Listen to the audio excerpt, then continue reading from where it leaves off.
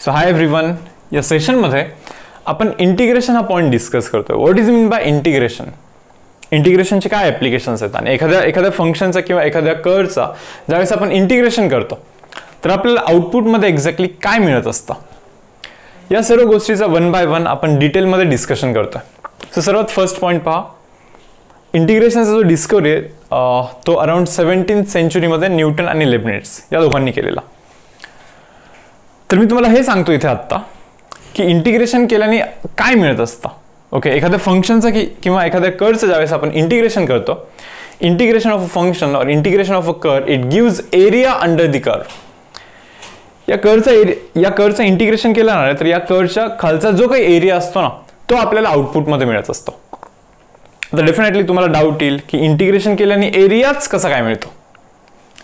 या फंक्शनचं इंटिग्रेशन केला ना तर या फंक्शनचा जो खालचा एरिया आहे ना तो मिळत असतो असं मी कमेंट करतो इथे. ओके, डाऊटच आपला हा आहे किंवा या कंप्लीट सेशनचा टॉपिक ऑफ डिस्कशनच हा आहे की इंटिग्रेशन केल्याने एरिया कसा काय मिळतो. तर पहा, इंटिग्रेशनची काय गरज पडली. आता हा पण एक थोडासा इम्पॉर्टंट पॉइंट आहे. 17th सेंचुरीच्या आधी जर का या कर्वच्या खालचा एरिया फाइंड करायचा झाला, ओके, तर अप्रोच कसा होता मी तुम्हाला इथे सांगतो. पहा, फॉर एक्झाम्पल जर का या कर्वच्या अंडर मला हा पर्टिक्युलर एरिया, पहा हा पर्टिक्युलर एरिया जर का मला फाइंड करायचा असेल, ओके, तर 17th सेंचुरीच्या आधी हा एरिया कसा फाइंड करायचा पहा. ओके, हा जो काही पर्टिक्युलर पोर्शन आहे या पोर्शनला डिवाइड केलं जायचं. कोणत्या वे मध्ये डिवाइड करतोय पहा आपण, असे काही इथे स्ट्रिप्स बनवतोय मी. ओके ओके, तर पहा आता हा जो काही एरिया आपल्याला फाइंड करायचा आहे, ओके, तर हा एरिया मी कसा फाइंड करेन पहा. मी या रेक्टँगलचा एरिया फाइंड करेन. I will find area of this rectangle. Okay, या रेक्टँगलचा एरिया फाइंड करेल आपण. पहा, हे दोन डायमेन्शन्स माहिती असले पाहिजे. हा डायमेन्शन आणि हा डायमेन्शन आपल्याला माहिती असला पाहिजे, तर आपण या रेक्टँगलचा एरिया फाइंड करू शकतो. सेम इव्हन या रेक्टँगलचा पण एरिया आपण फाइंड करू शकतो जर का आपल्याकडे हे दोन डायमेन्शन्स असतील, हा डायमेन्शन आणि हा जर का डायमेन्शन आपल्याकडे असेल. ओके, सो डेफिनेटली आपण या रेक्टँगलचा पण एरिया फाइंड करू शकतो. पहा, आता राहिला प्रश्न या दोन एरियाचा. करेक्ट, आपल्याला तर टोटल इतका एरिया फाइंड करायचा होता ना मुलांना. पहा बरं, हा जो काही एरिया आहे हा कम्प्लीट एरिया आपल्याला फाइंड करायचा.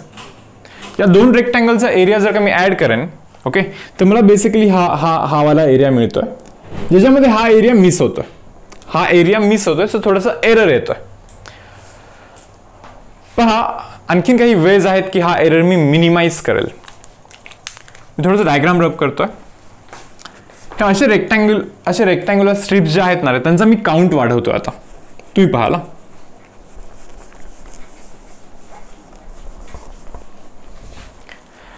आता काय करूया आपण इथे नंबर ऑफ स्ट्रिप्स वाढवूया.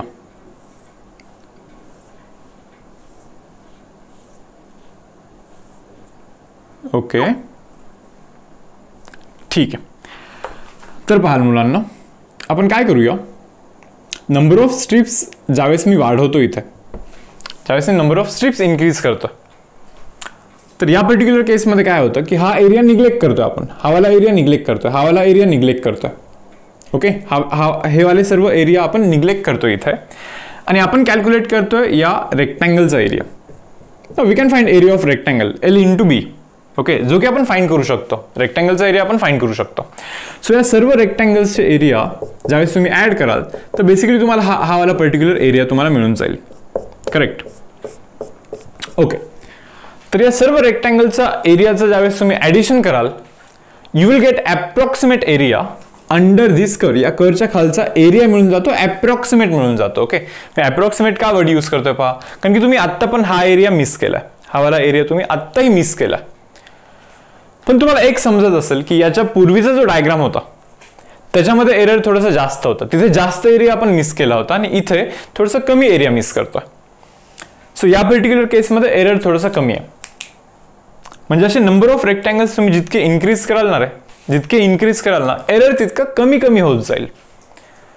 सो डेफिनेटली ज्यावेळेस तुम्हाला हा एरिया फाइंड करायचा असणार, ओके, तो फॉर्म्युला तर नाही आपल्याकडे एरिया फाइंड करण्यासाठी. सो 17th सेंचुरीच्या आधी हा अप्रोच यूज केला जायचा to find area under this curve. या कर्वच्या खालचा एरिया फाइंड करण्यासाठी हा अप्रोच स्टडी केला जायचा. मग त्याच्यासाठी कर्व ड्रॉ करायला लागायचा, करेक्ट. पण कर्वचं जर का इक्वेशन आपल्याला माहिती असेल, ओके, तर इंटिग्रेशनचा यूज करून ना डायरेक्टली हा एरिया आपल्याला मिळत असतं. पण विदाउट युझिंग इंटिग्रेशन, म्हणजे इंटिग्रेशन काय आहे हे आपल्याला माहितीच नाहीये असं तुम्ही ॲझ्युम करा. आणि जर का मी तुम्हाला एक कर्व देईन किंवा कर्वचं एक इक्वेशन देईन, तर तुम्हाला आधी कर्व ड्रॉ करायला लागेल आणि त्याच्यानंतर हा जो अप्रोच आहे ना, हा अप्रोच फॉलो करून त्याचा अप्रॉक्सिमेट एरिया फाइंड करायला लागेल. तुम्हाला जर का याची ॲक्युरसी आणखीन वाढवायची असेल, आणखीन इन्क्रीज करायची असेल, तर अशा नंबर ऑफ स्ट्रिप्स तुम्ही आणखीन इन्क्रीज कराल. सो इथे खूप सारे स्ट्रिप्स वाढवाल, नाही का, इन्फायनाइट स्ट्रिप कराल, then you will get accurate area under that curve. पण तुम्हाला हे पण समजत असेल की हा जो टास्क आहे हा एक्सप्लेनेशनला व्यवस्थित वाटतोय, नाही का, म्हणजे पाहायला थोडंसं बरं वाटतं. पण ॲक्च्युअलमध्ये ज्यावेळेस तुम्ही करायला जालणार आहे, ओके, सो खूप लेंदी प्रोसेस बनतो, हा खूप जास्त लेंदी प्रोसेस बनतो. तर याला सिम्प्लिफाय करण्यासाठी हा असतो इंटिग्रेशन. म्हणजे इंटिग्रेशन केल्याने हा एरिया निघत असतो. पण आपल्याला तोच पॉईंट डिस्कस करायचा मुलांना की इंटिग्रेशन केल्याने एक्झॅक्टली एरिया कसा काय मिळतो, काय रिलेशन आहे एरिया आणि इंटिग्रेशनचा. 300 BC मध्ये, ओके, आर्किमिडीजने सर्कलचा एरिया फाइंड केला होता. इवन इथे पण काइंड ऑफ सेम अप्रोच होता. म्हणजे इथे जसं आपण या कर्वच्या अंडर एरिया फाइंड केला ना, असे रेक्टँग्युलर स्ट्रिप्स आपण जनरेट केल्या इथे, करेक्ट. आणि या सर्व स्ट्रिप्सचा आपण एरिया ऍड करत गेलो आणि आपण नंतर कमेंट करतोय फायनली की एरिया अंडर दिस कर्व, या कर्वच्या खालचा जो एरिया आहे that is approximately equal to addition of areas of that rectangle. Okay, आता मी इथे काय बोलतो. आता ज्यावेळेस सर्कलचा एरिया आपल्याला फाइंड करायचा असेल, करेक्ट, तर बस सर्कलच्या आतमध्ये एक रेग्युलर पॉलिगॉन डिफाईन केला गेला. आता या पर्टिक्युलर केसमध्ये मी हेक्झॅगॉन डिफाईन करतो इथे, करेक्ट. आता मी बोलतो या ट्रायंगलचा एरिया आपण फाइंड करूया. Will find area of this triangle. त्या ट्रायंगलचा एरिया आपण फाइंड करूया इंटू 1 2 3 4 5 6 इंटू 6 करूया. सो ऑटोमॅटिकली आपल्याला हेक्झॅगॉनचा एरिया येईल. आणि मी असं कमेंट करतोय, ओके, किंवा आधी त्या टाइममध्ये असे कमेंट करायचे that area of this hexagon it is approximately equal to area of circle. पण तुम्हाला हे समजणार आहे की हा एरर आहे. हेक्झॅगॉनमध्ये हा एरिया कन्सिडर नाही झालेला, हा वाला एरिया कन्सिडर नाही झालेला, करेक्ट ना. ओके, सो आता हा एरर मिनिमाइज करण्यासाठी या पॉलिगॉनचे साइड्स इन्क्रीज करायला लागतात. जसा इथे 6 साइडवाला पॉलिगॉन मी इथे सिलेक्ट केलेला आहे, नाही का. 6 साइडवाला पॉलिगॉन सिलेक्ट केल्यामुळे हा जो काही असा एरर आहे हा एरर आलेला आहे. सो मी आता असा पॉलिगॉन सिलेक्ट करेन इथे ज्याला की इन्फायनाइट साइड्स आहेत बोलण्यापेक्षा मी असं कमेंट करतो की खूप जास्त नंबर ऑफ साइड्स आहेत. इथे नंबर ऑफ साइड तर फक्त 6च होतं, नाही का. जर का 6 पेक्षा जास्त जर का साइड्स असले असते ना रे, तर तुम्ही पाहाल की तो हेक्झॅगॉन कसा दिसला असता. सॉरी, हेक्झॅगॉन नाही, तो रेग्युलर पॉलिगॉन कसा दिसला असता पाहूया आपण.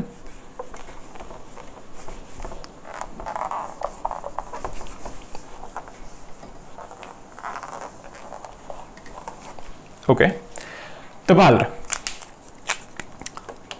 मी जस्ट त्या पॉलिगॉनच्या साइडचा काउंट वाढवतोय. मे बी तुम्हाला व्यवस्थित व्हिज्युअलाइज होतोय. ज्यावेळेस मी पॉलिगॉनचा साइड वाढवतोय, साइडचा काउंट वाढवतोय, मे बी तुम्हाला हे क्लिअर असेल की आता एरर कमी होतोय. पण हा जो एरर आहे ना, हा वाला जो एरर आहे तो फार कमी आहे आता कम्पेअर टू हेक्झॅगॉनच्या कम्पेरेटिव्हली हा फार कमी आहे, हा एरर फार कमी आहे. सो आता मी काय करतोय या पर्टिक्युलर केसमध्ये हा जो ट्रायंगल आहे असे n नंबर ऑफ ट्रायंगल्स बनतील, करेक्ट. कारण की हा n साइडचा पॉलिगॉन मी सर्कलच्या आतमध्ये ड्रॉ केला, n नंबर ऑफ ट्रायंगल बनतील. तुम्हाला फक्त एकच काम करायचं आहे, या एका ट्रायंगलचा एरिया फाइंड करायचा आहे इंटू n करायचा. दॅट मीन्स या पॉलिगॉनचा, रेग्युलर पॉलिगॉनचा तुम्हाला एरिया मिळेल.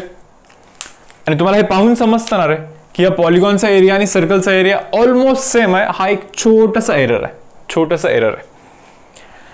सो इव्हन सर्कलचा एरिया फाइंड करण्यासाठी पण हाच टेक्निक यूज केला गेला. पहा मी तुम्हाला दाखवतो डेरिव्हेशन. मी इथे हाईट डिफाईन करतोय. पाहाल मी इथे हाईट डिफाईन करतोय. हाईट मी इथे डिफाईन करतोय. Okay, what is the area of triangle half into base into height. Half हा पहा बेस आहे. बेस आहे. बेस म्हणजे काय, साईड आहे. या पॉलिगॉनचा साईड दॅट मीन्स बेस. आणि हाईट काय आहे तुम्ही पाहणार आहे, तर height is nothing but radius, almost equal to radius. तुम्ही पहा ना, हा हाईट ऑलमोस्ट रेडियस इतकाच आहे ना. हा थोडासा पार्ट नाही फक्त त्याच्यामध्ये. Correct, height is almost equal to radius.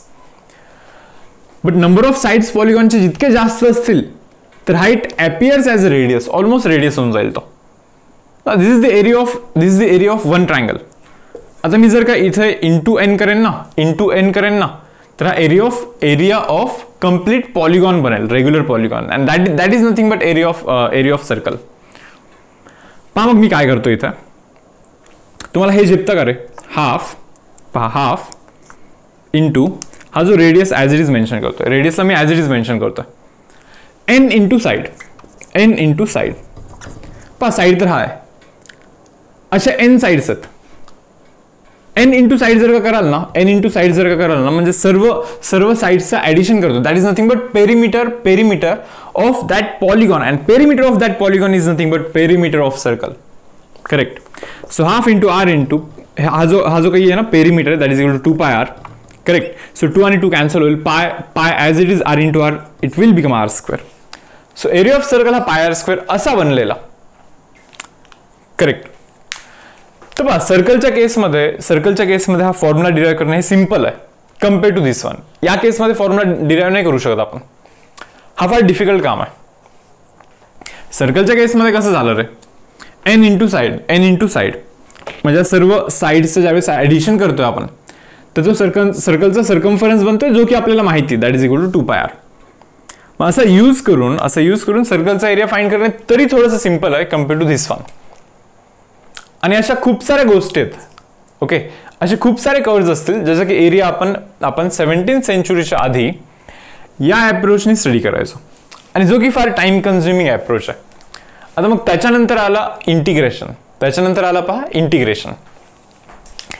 तर हीच गरज आहे इंटिग्रेशनची. एरिया एकदम सिम्प्लिफाईड वे मध्ये कसा फाइंड करायचा ते आपल्याला इंटिग्रेशननी सांगितलं. तर पाहूया इंटिग्रेशनचा आणि एक्झॅक्टली एरियाचं काय रिलेशन आहे. तर आता आपण पाहूया इंटिग्रेशन आणि एरियामध्ये एक्झॅक्टली काय रिलेशन आहे. What is the relation between integration and area. तर पाहाल मी एक छोटंसं पोर्शन इथे सिलेक्ट करतोय. हा एक पोर्शन मी सिलेक्ट केला इथे. Okay. Area of this portion be say A. या पोर्शनचा एरिया मी इथे ए ॲज्युम करतोय. हा जो काही पॉइंट आहे that X coordinate of that point be say X. Correct. आणि हा जो काही पॉइंट येणार आहे किंवा हा जो काही डिस्टन्स आहे, हा वाला जो डिस्टन्स आहे ना, that is F of x. तो असला पाहिजे एफ ऑफ एक्स. कारण की हा जो फंक्शन आहे that is Y is equal to F of X. हा जो फंक्शन आहे तो Y is equal to F of X असा मी इथे डिफाईन केलेला आहे. तर सर्वात आधी इंटिग्रेशन फाइंड करण्यासाठी ना एक्स आणि वाय मधलं रिलेशन तुमच्याकडे असलं पाहिजे. म्हणजे हा कर्व किंवा हा फंक्शनचं इन्फॉर्मेशन तुमच्याकडे असलं पाहिजे. आता यानंतर आपण काय करूया, एक्सचा व्हॅल्यू एकदम छोट्याशा अमाऊंटनी वाढूया, लाईक डेल्टा एक्स. एक्सचा व्हॅल्यू ना रे एकदम छोट्या अमाऊंटनी वाढवतो मी, डीएक्स असं मेन्शन करतोय मी. आता एक्सचा व्हॅल्यू जर का एकदम मायन्यूट अमाऊंटनी जर का मी वाढवला ना, तर हा जो काही एरिया येणार आहे हा एरिया पण ते वाढणार. करेक्ट. हा एरिया पण काहीतरी वाढणार आहे. पहा हा ब्लू वाला जो मार्क करतोय ना मी, इतक्या अमाऊंटनी हा एरिया इन्क्रीज झालेला आहे.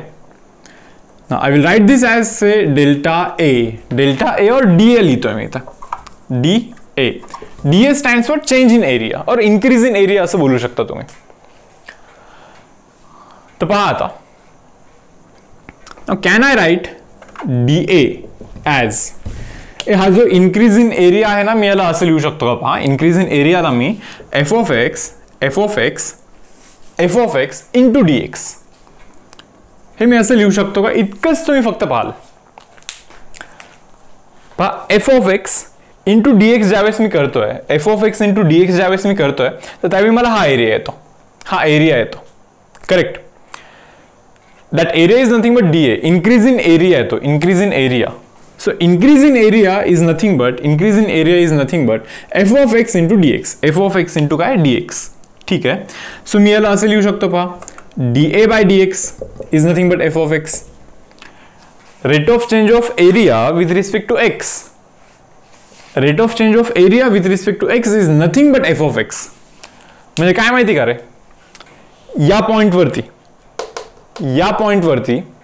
जर का तुम्हाला एरियाचा चेंज समजला ना, या पॉइंटवरती जर का तुम्हाला एरियाचा चेंज किंवा एरियाचा डेरिव्हेटिव्ह हा जर का समजला, तर तुम्हाला बेसिकली फंक्शनचा व्हॅल्यू समजतो. हा तो कोइन्सिडन्स आहे किंवा हा एक पॉइंट आहे जे की नोटीस करून इंटिग्रेशन आणि डेरिव्हेटिव्ह यांच्यामध्ये रिलेशन डेव्हलप केला गेला. तर आणखीन इंटिग्रेशन हा वर्ड कुठेच नाही आला, आणखीन इंटिग्रेशन हा वर्ड कुठेच नाही आला. पहा मी हवं तर परत सांगतो, D A by D X, rate of change of area with respect to X is nothing but एरियाचा डेरिव्हेटिव्ह. पाहणार आहे, हा एरियाचा डेरिव्हेटिव्ह आहे ना, हा एरियाचा डेरिव्हेटिव्ह आहे ना, एरियाचा डेरिव्हेटिव्ह हा फंक्शन बनतो, एरियाचा डेरिव्हेटिव्ह हा फंक्शन बनतो. तर मग समजा ॲज्युम करा जस्ट की मला एरिया फाइंड करायचा असेल, मला जर का एरिया फाइंड करायचा असेल, तर मला काय विचार करायला लागेल रे, मला असा विचार करायला लागेल, एरिया मला फाइंड करायचा म्हणजे मला असा विचार करायला लागेल की हा जो फंक्शन आहे ना, हा फंक्शन जो आहे ना, कोणत्या तरी एका फंक्शनचा हा डेरिव्हेटिव्ह आहे and that function is nothing but area. नीट पहा ना, एरियाचा डेरिव्हेटिव्ह हा फंक्शन आहे ना, एरियाचा डेरिव्हेटिव्ह हा तो फंक्शन आहे ना. करेक्ट. आज जर का मी तुम्हाला फंक्शन दिलं, आणि मी फंक्शन देऊन मी तुम्हाला सांगतो की चलो हे इमॅजिन करा, हा वाला पार्ट इमॅजिन करा. जसं की एक्झाम्पल मध्ये सांगतोय पहा, मी तुम्हाला देतोय पहा कॉस एक्स, चलो मी तुम्हाला कॉस एक्स दिला बरोबर, आणि मी तुम्हाला सांगतोय की चलो तो फंक्शन सांगा मला, नाही का, की ज्या फंक्शनचा डेरिव्हेटिव्ह कॉस एक्स आहे असा वाला फंक्शन सांगा. मग तुम्ही काय इमॅजिन करणार, डेफिनेटली साइन एक्स, कारण की साइन एक्सचा डेरिव्हेटिव्ह कॉस एक्स आहे ना, साइन एक्सचा डेरिव्हेटिव्ह कॉस एक्स आहे ना. हा पॉईंट समजतो का मुलांना? हवं तर मी रिपीट करतोय, परत एक वेळेस रिपीट करतोय, नीट पाहाला. तर आपल्याला एक गोष्ट इथे समजलेली आहे, हाच ओरिजिन आहे इंटिग्रेशनचा, इथूनच इंटिग्रेशन पूर्णपणे आलेला आहे. हा पॉइंट नोटीस केल्यानंतर इंटिग्रेशनची कंप्लीट डिस्कवरी इथून सुरू झालेली आहे. तर आपल्याला हा पॉइंटच व्यवस्थित समजून घ्यायचा आहे. एक्झॅक्टली तो पॉइंट काय आहे पाल, काय डीए बाय डी एक्स, या पॉइंटवरती एरियाचा डेरिव्हेटिव्ह इज नथिंग बट या पॉइंटवरतीचा फंक्शनचा व्हॅल्यू. करेक्ट. सो इथे मी रिप्रेझेंट करतोय पहा, एरियाचा डेरिव्हेटिव्ह मीन्स ए डॅश, जसं एफ ऑफ एक्सचा derivative F dash of X लिहितो ना आपण. So area derivative is equal to A dash for example. So एरियाचा फंक्शन आहे जो की अननोन आहे, जो की माहित नाहीये, कारण की आपला टास्कच तर हा आहे की एरिया फाइंड करायचा आहे. करेक्ट ना. सो एरियाचा डेरिव्हेटिव्ह हा एफ ऑफ एक्स आहे. करेक्ट. एरिया काय आहे माहित नाहीये. एखाद्या फंक्शनचा किंवा एखाद्या एरियाचा डेरिव्हेटिव्ह हा एफ ऑफ एक्स असेल तर तुमचा टास्क आहे की हे फाइंड करायचं आपल्याला, हा आपला टास्क आहे. आणि या टास्कला आपण इंटिग्रेशन बोलतो, पहा मी सांगतोय, साइन एक्सचा डेरिव्हेटिव्ह हा कॉस एक्स आहे, एरियाचा डेरिव्हेटिव्ह हा एफ ऑफ एक्स आहे. करेक्ट. पण जर का तुम्हाला कोणी कॉस एक्स दिला, समजा हा आपल्याला माहितीच नाही, फॉर एक्झाम्पल आता मी तुम्हाला इतकंच सांगतो की कोणतं तरी एक आहे फंक्शन, एरिया म्हणून काहीतरी फंक्शन आहे, काहीतरी आहे फंक्शन, याचा डेरिव्हेटिव्ह हा कॉस एक्स बनतो. तर मी तुम्हाला विचारतो की चलो हा फंक्शन सांगा मग मला काय तो फंक्शन. तो फंक्शन फाइंड करण्यासाठी ना अँटी डेरिव्हेटिव्हचा कॉन्सेप्ट यूज करायला लागेल आपल्याला. तुम्ही असंच विचार करत असाल ना, कोणत्या तरी फंक्शनचा डेरिव्हेटिव्ह कॉस एक्स आहे, अरे कॉस एक्स कोणाचा डेरिव्हेटिव्ह असतो, साइन एक्सचा. सो बाय डिफॉल्ट तुम्ही साइन एक्स सांगणार ना. याच प्रोसेसला, डेरिव्हेटिव्हच्या रिव्हर्स जाण्याच्या प्रोसेसला आपण बोलतो इंटिग्रेशन. हाच प्रोसेस इंटिग्रेशन आहे, सिंपल. सो आता मी करतोय काय पहा, याचा पुढचा जो स्टेप आहे ना, याच्या पुढच्या स्टेपमध्ये मी काय करतोय, integration of cos X integration of cos X is sine X plus C असं मेन्शन करतोय. कॉस एक्सच्या इंटिग्रेशनला मी साइन एक्स प्लस सी असं मी इथे मेन्शन करतोय. हा डेरिव्हेटिव्ह आहे, तर exactly reverse process is nothing but integration. आणि आपण पाहिलं ना रे आत्ता, एफ ऑफ एक्स जर का दिला, तर एफ ऑफ एक्स जर का तुम्ही इंटिग्रेशन केला तर एरिया निघतो, एरिया. बरोबर. सो इथून मिनिंग क्लिअर आहे आपल्याला की इंटिग्रेशन केल्याने आपल्याला एरिया मिळतो. इंटिग्रेशन केल्याने आपल्याला काय मिळतो मुलांनो? एरिया मिळतो. ओके. तर मुलांना आता फायनली आपण कमेंट करूया. काय पहा, तर हा जो होता ना DA by D X is equal to F of X होता ना, करेक्ट ना. सो डीएला मी इथेच ठेवतोय, F of X into D X करतो. आणि आता आपण जे स्टडी केलं होतं ना रे की एफ ऑफ एक्सचं इंटिग्रेशन हा आपल्याला एरियाचं फंक्शन देतो. एफ ऑफ एक्सचा इंटिग्रेशन ना आपल्याला या कर्वच्या खालच्या एरियाचा फंक्शन देतो. So area is equal to integration of, पहा डीएचा इंटिग्रेशन हा एरिया असतो, करेक्ट ना. So F of X into D X, correct. तर पहा एरियाचा फंक्शन मिळतो आपल्याला, एरियाचा फंक्शन मिळतो. Like say for example F of एक्सचा व्हॅल्यू समजा एक्स प्लस टू असं काहीतरी असेल, एफ ऑफ एक्सचा व्हॅल्यू एक्स प्लस टू असं काहीतरी असेल, करेक्ट. तर याचं इंटिग्रेशन माहिती असेल तुम्हाला, X square by two plus two X plus C बनत असतो. तर हा जो आहे ना रे हा एरियाचा फंक्शन आहे, हा कुठून कुठेपर्यंतचा एरिया आहे. ओके. तर हे डिफाईन करण्यासाठी आपल्याला इथे लिमिट डिफाईन करायला लागतं. एकदम सिंपल वे मध्ये सांगायचं झालं तर हा जो एरिया आहे ना हा एक्स पर्यंतचा एरिया आहे. फंक्शन जिथून कुठून स्टार्ट झाला आहे ना तिथून ना एक्स कोऑर्डिनेट एक्स होईपर्यंतचा तो एरिया आहे, करेक्ट. आता जर का मला एक सिलेक्टेड एरिया फाइंड करायचा असेल, like say for example this point is say 3 and this point is say 4, x coordinate इथे 3 आहे, एक्स कोऑर्डिनेट इथे 4 आहे. तर मी काय करेन माहिती का, इथे मी 3 सबस्टिट्यूट करेन. याचं मिनिंग काय, फंक्शन जिथून स्टार्ट झाला ना तिथून 3 पर्यंतचा एरिया म्हणजे मे बी हा एरिया येऊन जाईल. समजलं तुम्हाला. इथे ज्यावेळेस मी 4 टाकेन ना या एरियाच्या फंक्शन मध्ये, तर हा 4 पर्यंतचा एरिया मिळेल, इथून इथेपर्यंतचा एरिया मिळेल. आणि त्या दोघांना ज्यावेळेस मी मायनस करेन, पहा या एरियामधून जर हा एरिया मी मायनस करेन, डेफिनेटली मला हा ग्रीन वाला ओके शॅडेड पोर्शनचा एरिया मिळेल, तोच आपला रिक्वायर्ड एरिया. कारण की आपला इंटरेस्ट त्याच्यामध्ये होता की आपल्याला हा वाला एरिया फाइंड करायचा. सो आता येतो डेफिनाइट इंटिग्रेशन. आता काय येतो पहा, डेफिनाइट इंटिग्रेशन म्हणजे काय, तुम्हाला हा सिलेक्टेड एरिया फाइंड करायचा आहे ना, तर इथे लिमिट्सचं इंट्रोडक्शन असतं. लाईक लिमिट 3 to 4 ही गोष्ट इथे ऍड केली जाते. म्हणजे काय, एरिया x = 3 पासून x = 4 पर्यंतचा या दोघांच्या मधातला एरिया, बरोबर. तर हे असं इथे नोटेशन आहे याचं. So area is equal to, पहा याचं इंटिग्रेशन केल्यानंतर फंक्शन एरियाचं फंक्शन बनतो, करेक्ट ना. आणि एक वेळेस आपल्याला 3 ठेवायचं आहे, एक वेळेस 4 ठेवायचं आहे, एक वेळेस 4 टाकायचं याच्यामध्ये आतमध्ये. पहा 4चा स्क्वेअर प्लस 4 × 2 8 बनतो, प्लस सी बनतो, मायनस ऑफ 3 टाकल्यानंतर काय बनतं रे, 3 स्क्वेअर प्लस 6 प्लस सी बनतो. सी आणि सी असंही कॅन्सल होतं.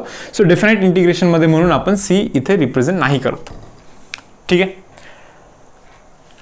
तर आपण इथे इन्स्ट्रक्ट करतो की आधी 4 टाकाल, म्हणजे एरिया फंक्शनचं व्हॅल्यू ॲट 4 फाइंड करतो, म्हणजे 4 पर्यंतचा एरिया फाइंड करतोय.